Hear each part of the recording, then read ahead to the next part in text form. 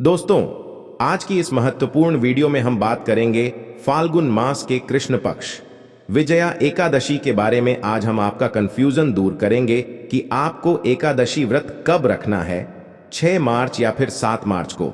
लेकिन वीडियो को पूरा देखिए, तभी आपकी कंफ्यूजन दूर होगी।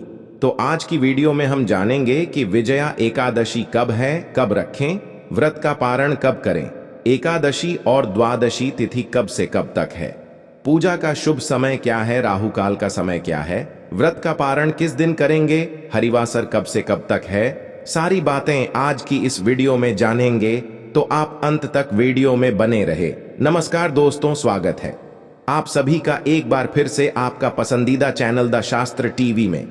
दोस्तों, वीडियो शुरू करने से पहले एक बार पूरी श्रद्धा के साथ कमेंट सेक्शन में लिखें, जय श्री हरि विष्णु।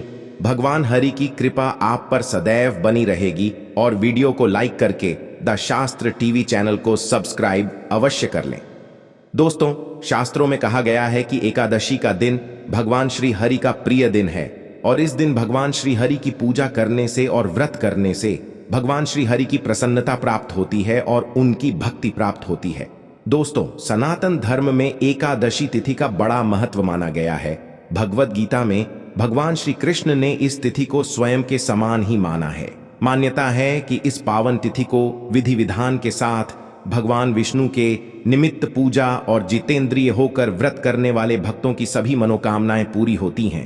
फाल्गुन मास के कृष्ण पक्ष की एकादशी तिथि को विजया एकादशी के नाम से जाना जाता है। वैसे तो वर्ष भर में 24 एकादशी आती है और जब अधिक मास लगता है तो उस वर्ष में एकादशी की संख्या 26 हो जाती है। हर एकादशी का अपना विशेष महत्व होता है, लेकिन फाल्गुन मास के कृष्ण पक्ष की एकादशी तिथि को विजया एकादशी का एक विशेष महत्व है, क्योंकि पद्म पुराण और स्कंद पुराण के अनुसार स्वयं भगवान राम ने लंका पर विजय प्राप्त करने के लिए इसी एकादशी का व्रत किया था। मान्यता है कि विजया एकादशी का व्रत रखने और विधि विधान से पूजा करने से विपरीत परिस्थितियां व्यक्ति के लिए अनुकूल होने लगती हैं और शत्रुओं पर विजय प्राप्ति होती है। विजया एकादशी व्रत के बारे में शास्त्रों में लिखा है कि यह व्रत करने से स्वर्ण दान, भूमि दान, अन्न दान और गौदान से अधिक पुण्य फलों की प्राप्ति होती है और अंततः प्राणी को मोक्ष की प्राप्ति होती है।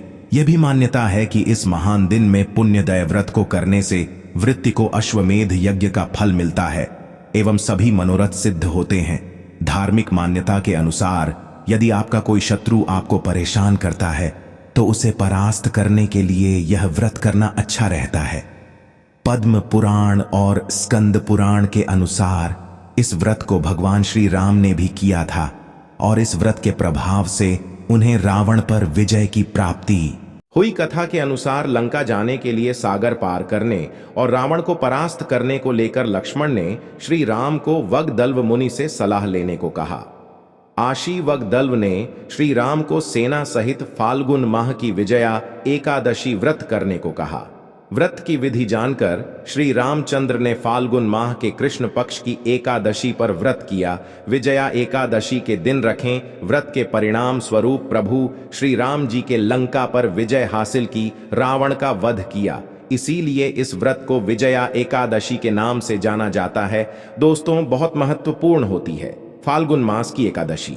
अगर हम नियम पूर्वक विधि विधान से इस व्रत को करें या बिना व्रत किए भी आज के दिन भगवान श्री हरि विष्णु का पूजन करें, भगवान श्री कृष्ण का पूजन करते हैं, तो हमारे जीवन के समस्त प्रकार के पापों से हमें मुक्ति मिल जाती है। चाहे इस जन्म के पाप कर्म हो या पूर्व जन्म के हो, समस्त प्रकार के संचित पाप कर्म होते हैं, उन समस्त पाप कर्मों से मुक्ति मिल जाती है। ऐसे ही पुण्य दयनीय और पर पवित्र तिथि बस अब कुछ ही दिनों में आने वाली है। दोस्तों, एकादशी व्रत की तारीख जानने से पहले जान लेते हैं कि एकादशी की पूजा कैसे करें, क्या है एकादशी की पूजा विधि। वीडियो में बने रहे, आपको इस वीडियो में संपूर्ण जानकारी दी जाएगी। दोस्तों, अब जानिए कि एकादशी की पूजा आपको कैसे करनी है और विजया एकादशी इतनी खास क्यों होती है।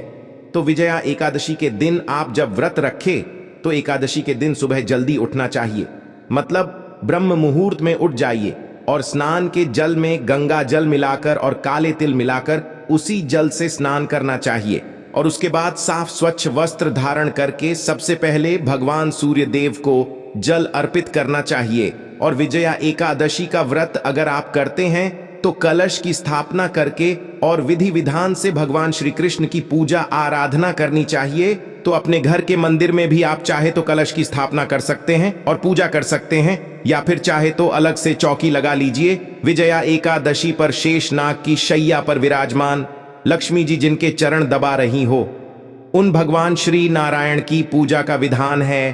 पूजा के लिए सबसे पहले पूजा स्थल के ईशान कोण में एक वेदी बनाएं और उस पर सप्तधान रखें और यहां जल से भरा एक कलश स्थापित करें। कलश में आम या अशोक के ताजे पत्तों को रखें और इसके बाद भगवान विष्णु की मूर्ति या फोटो स्थापित करें। पंचामृत से स्नान करवाकर भगवान को पीले चंदन का तिलक लगाकर पीले फूल, मौसमी फल, तुलसी दल और नवद्य आदि अर्पित कर धूप दीप जलाएं और विजया एकादशी के व्रत कथा सुने। आखिर में दीपवुड करना बहुत शुभ माना गया है। आज के दिन भगवान श्री विष्णु को जो भोग अर्पित किया जाता है उसमें तुलसी का पत्ता अवश्य होना चाहिए, लेकिन तुलसी के पत्ते आज तोड़े नहीं जाते हैं, इसलिए एक दिन पहले ही तुलसी का पत्ता तोड़कर रखना चाहिए। और अगर मान लीजिए कि आपने तुलसी के पत्ते नहीं तोड़े हैं आज, तो कल आप पूजा में जो पहले के रखे हुए तुलसी के पत्ते हैं उनका प्रयोग कर सकते हैं, या फिर तुलसी के पौधे के नीचे जो पत्ते गिर जाते हैं, सूखे पत्ते हो, तब भी आप उनको धोकर भगवान श्री विष्णु को अर्पित कर सकते हैं। लेकिन आज तुलसी के पत्ते मत तोड़िए, इस बात का ध्यान रखें। और हाँ, इसके साथ ही एक और बात का ध्यान रखना चाहिए, जैसे कि आज एकादशी है तो तुलसी में सुबह के समय में जल अर्पित नहीं किया जाता है, लेकिन शाम के समय दीपदान अवश्य करना चाहिए।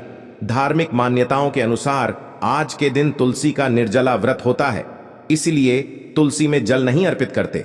लेकिन आज अगर आप दीपदान करते हैं और वहीं बैठकर आप ओम नमो भगवते वासुदेवाय नमः इस मंत्र का जप करते हैं, तो आपके मन की समस्त कामनाएं भगवान श्री विष्णु और माता जी की कृपा से पूर्ण होती है।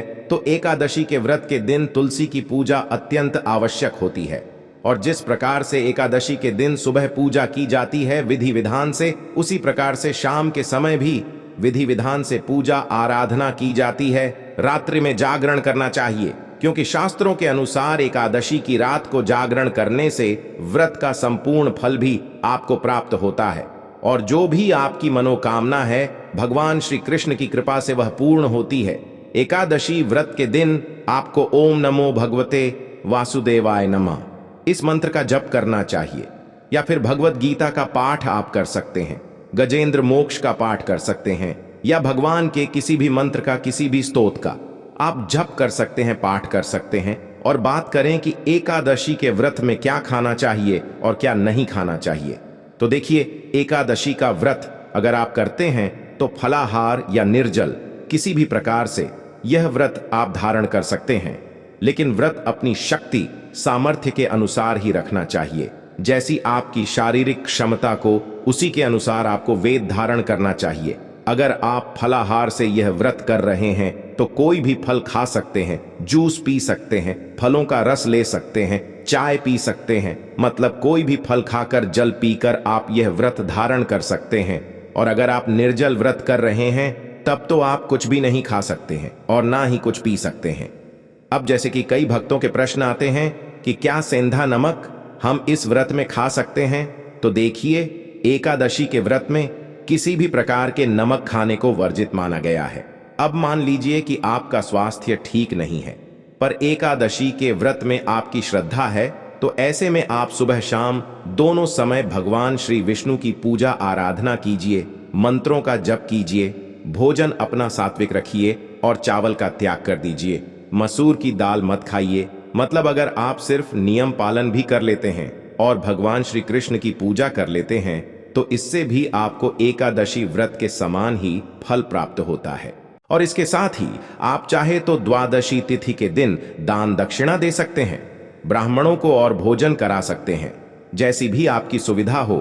तो अगर आप व्रत नहीं करते हैं तो नियम पालन कीजिए, दान दक्षिणा दीजिए, इससे भी आपको व्रत के समान ही पुण्य फल प्राप्त होगा। और जो भक्त व्रत करते हैं द्वादशी तिथि के दिन प्रातःकाल जल्दी उठकर स्नान करके और उसके बाद भगवान श्री कृष्ण की पूजा आराधना करके शुद्ध सात्विक भोजन लेकर अपना व्रत खोल हैं, व्रत का पारण करते हैं, लेकिन अपना भोजन करने से पहले, अपना पारण करने से पहले आप किसी ब्राह्मण को घर बुलाकर भोजन करा सकते हैं, या फिर ब्राह्मण के निमित्त आप दान की कच्ची सामग्री, भोजन की कच्ची सामग्री निकाल कर रख सकते हैं। उसमें दक्षिणा के पैसे अवश्य रखिए, क्योंकि बिना दक्षिणा के दान का महत्व नहीं होता है। तो 10वीं से द्वादशी तक के यह नियम होते हैं जिनका पालन प्रत्येक व्यक्ति को जरूर करना चाहिए। अगर वह एकादशी का व्रत करते हैं, एकादशी का व्रत 3 दिनों का व्रत माना गया है। दोस्तों, अपने सामर्थ्य के अनुसार पूरा प्रयास करना चाहिए। जितने अधिक से अधिक हम नियम का पालन कर सकते हैं, उतना करने का प्रयास जरूर करना चाहिए। और अब भगवान श्री कृष्ण का अपने मन में ध्यान करके विजया एकादशी व्रत की कथा का श्रवण करते हैं। दोस्तों, चलिए अब जान लेते हैं कि एकादशी व्रत कब रखा जाएगा। लेकिन उससे पहले अभी तक आपने वीडियो को लाइक नहीं किया तो वीडियो को लाइक करके द शास्त्र टीवी चैनल को सब्सक्राइब अवश्य कर लें, और हाँ, पास वाले बेल आइकन का बटन दबाना बिल्कुल भी ना भूलें। दोस्तों, इस बार यानी साल 2024 में विजया एकादशी को लेकर कुछ भ्रम की स्थिति है। 2 दिन तक एकादशी का योग बनेगा। हिंदू कैलेंडर के अनुसार फाल्गुन माह के कृष्ण पक्ष की एकादशी तिथि की शुरुआत 6 मार्च दिन बुधवार को सुबह 6:30 से होगी। यह समाप्त तिथि 7 मार्च दिन गुरुवार को प्रातः 4:01 तक मान्य रहेगी। उदया तिथि के आधार पर विजया एकादशी का व्रत 6 मार्च बुधवार को है और यह 7 मार्च गुरुवार को भी है। गृहस्थ लोगों को विजया एकादशी का व्रत 6 मार्च को रखना है, जबकि वैष्णव संप्रदाय और साधु सन्यासी विजया एकादशी व्रत 7 मार्च को रखेंगे। विजया एकादशी 2024 पूजा मुहूर्त। जो लोग 6 मार्च को विजया एकादशी का व्रत रखेंगे वे सूर्योदय के साथ ही भगवान विष्णु की पूजा कर सकते हैं, क्योंकि उस समय से लाभ उन्नति मुहूर्त रहेगा। सुबह में आप 6:41 से लेकर सुबह 9:37 के बीच कभी भी पूजा पाठ कर लें। वहीं जो लोग 7 मार्च को विजया एकादशी का व्रत रखेंगे वे सुबह में शुभ उत्तम मुहूर्त 6:40 से सुबह 8:08 के बीच पूजा कर सकते हैं। विजया एकादशी 2024 पारण समय। गृहस्थ लोगों को विजया एकादशी व्रत का पारण 7 मार्च को दोपहर बाद करना है। आप दोपहर में 1:03 से शाम 4 बजे के बीच कभी भी व्रत का पारण कर सकते हैं। उस दिन हरिवासर का समापन सुबह 9:30 पर होगा। जो लोग 7 मार्च को विजया एकादशी का व्रत रखेंगे वे 8 मार्च को सुबह प्रातः 6:38 से प्रातः 9 बजे के बीच कभी भी विजया एकादशी व्रत का पारण कर सकते हैं। विजया एकादशी 2024 योग और नक्षत्र। 6 मार्च को विजया एकादशी के दिन व्यतिपात योग सुबह से 11:33 तक है। उसके बाद से वरयान योग होगा। उस दिन नक्षत्र पूर्वा सुबह से दोपहर 2:52 तक है। उसके बाद से उत्त आषाढ़ नक्षत्र है। उस दिन का ब्रह्म मुहूर्त 5:02 से 5:51 तक है। दोस्तों, एकादशी के व्रत को समाप्त करने को पारण कहते हैं। एकादशी व्रत का पारण हरिवासर के दौरान भी नहीं करना चाहिए। हरिवासर द्वादशी तिथि की पहली 1/4 अवधि है। एकादशी व्रत के अगले दिन सूर्योदय के बाद पारण किया जाता है। व्रत तोड़ने के लिए सबसे उपयुक्त समय प्रातःकाल होता है। एकादशी व्रत का पारण द्वादशी तिथि समाप्त होने से पहले करना अति आवश्यक है। यदि द्वादशी सूर्योदय से पहले समाप्त हो गई हो तो एकादशी व्रत का पारण सूर्योदय के बाद ही होता है। द्वादशी तिथि के भीतर पारण ना करना पाप करने के समान होता है।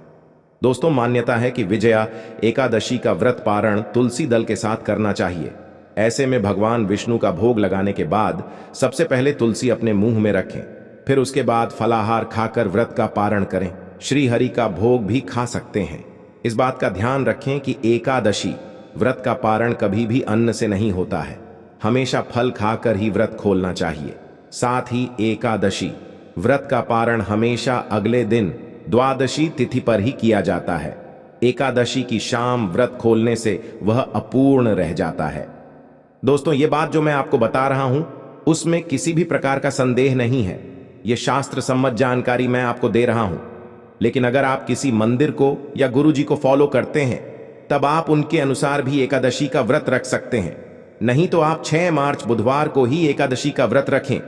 एकादशी व्रत पारण के लिए हमेशा ही ताजे भोजन का प्रयोग करें। ताजा भोजन बनाएं, भगवान को भोग लगाकर ब्राह्मण को भोजन कराकर ही व्रत का पारण करना चाहिए। अगर घर बुलाकर पारण करना संभव ना हो तो आप मंदिर में ही सीधा भिजवा सकते हैं।